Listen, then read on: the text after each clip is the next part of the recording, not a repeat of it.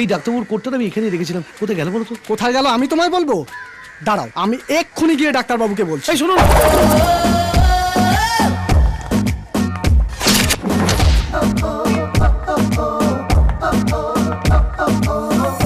এসে গেছে।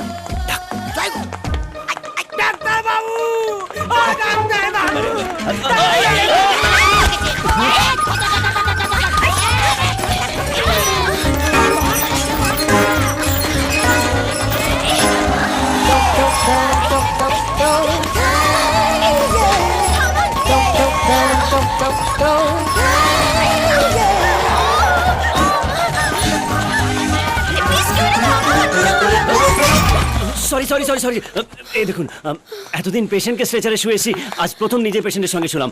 আপনার কিছু হয়নি তো? মানে ভেতরে কিছু নড়ে জানি তো? নার্স নার্স, বেড খালি আছে কি না? তবুও একবার চেক করে নেওয়া উচিত, ভেতরে নতুন মেশিন এসেছে। নার্স ঠিক আছে। ঠিক আছে। এই জয় গুরু কোথাকার! ছি ছি ছি ছি, ওইভাবে কেউ মানুষের পা ধরে? আর যদি ডাক্তারবাবুর কিছু হয়ে যেত তাহলে তো হসপিটালটাই বন্ধ হয়ে যেত। জয় গুরু! আমি নিজেকে সামলাতে পারিনি ডাক্তারবাবু। আমার হাটে ইঁদুরের গর্তের মতো ফুটোটা আপনি হাফসোল মেরে বন্ধ করে দিয়েছেন। আপনি ভগবান। এরকম কতজনকে যে জমের মুখ থেকে ফিরিয়ে এনেছি। এক মিনিট, এ নাও ফল খেয়ে। এইটাই জানেন, এইটাই ডাক্তারবাবুর একটা দোষ। এই স্যালারি সব টাকাই না, কাউকে ফল কাউকে দুধ, কাউকে ফল কাউকে দুধ। ডাক্তারবাবু, ডাক্তারবাবু, দিদি, আপনার স্বামী না থাকলে আমার বাচ্চা পৃথিবীর মুখে দেখতে পেত না। উনি আমাকে আর আমার বাচ্চাকে বাঁচিয়েছেন। ভগবান যেন আপনাদের খুব তাড়াতাড়ি এরকম একটা বাচ্চা দেয়। ডাক্তারবাবু, আমার বাচ্চাটা একটা নামকরণ করে দিন। আমি কিন্তু ভীষণ রেগে যাচ্ছি এবার। আপনি দুম করে না জেনে শুনে আমাদের দুজনকে স্বামী স্ত্রী বানিয়ে দিলেন। ওনাকে আমি চিনিই না।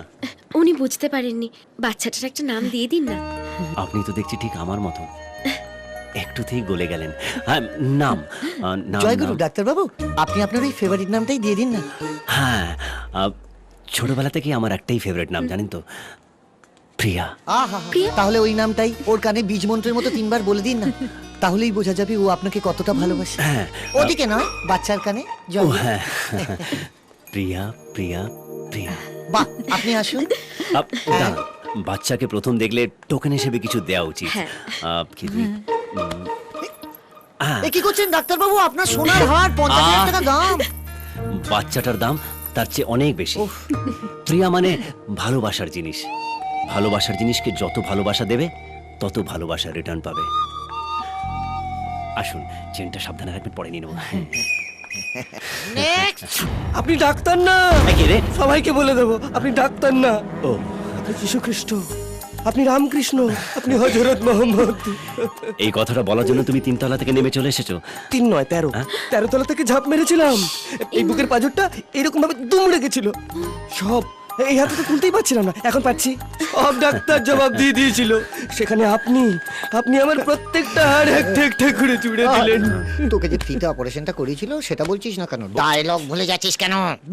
আপনি বিধানচন্দ্র রায়, ডাক্তার বিধানচন্দ্র, জাতিস্বর হয়ে ফিরে এসে আমার প্রাণটা হ্যাঁ, ঠিক আছে, এবার ওকে একটু ঘুম পাড়ানি ওষুধ দিয়ে দে। জানোকে একটু ঘুম পাড়ানি গান শুনিয়ে না একটু থামড়ে দি। যা, এস। দেখছেন তো চারিদিকে। এই তুমি রমেশের ছেলে না? ডক্টর রমেশের কথা বলছেন? ডেন্টিস্ট? না না, রমেশ। হ্যাঁ হ্যাঁ, ডক্টর রমেশ। দাঁত কানাটাকে একটু ডক্টরের কাছে নিয়ে যাও। আরে কবে থেকে এই দাদা তুমি পোকা।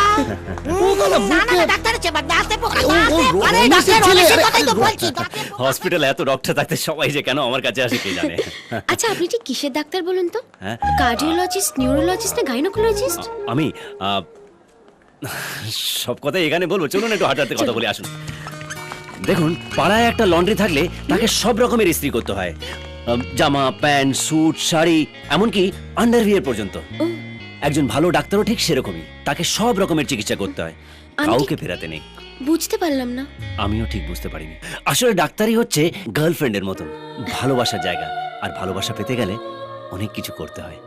আচ্ছা, আপনার মতন মানুষের সাথে দেখা হয়ে খুব ভালো লাগলো। আর ডাক্তার? ডক্টর বিজয় বচ্চন। ও, আপনি বাঙালি নন? না না না, আমি বাঙালি। আসলে আমি ছোটবেলা থেকে অমিতাভ বচ্চনের বিরাট ফ্যান। আর আমার ডাক নাম হচ্ছে বাচ্চু। আচ্ছা, আর সেই বাচ্চুকে সবাই বচ্চন করে দিয়েছে, আর সেই থেকে আমার নাম বিজয় বচ্চন। আপনার ভিজিটিং কার্ড? এই আসলে ওই ভিজিটিং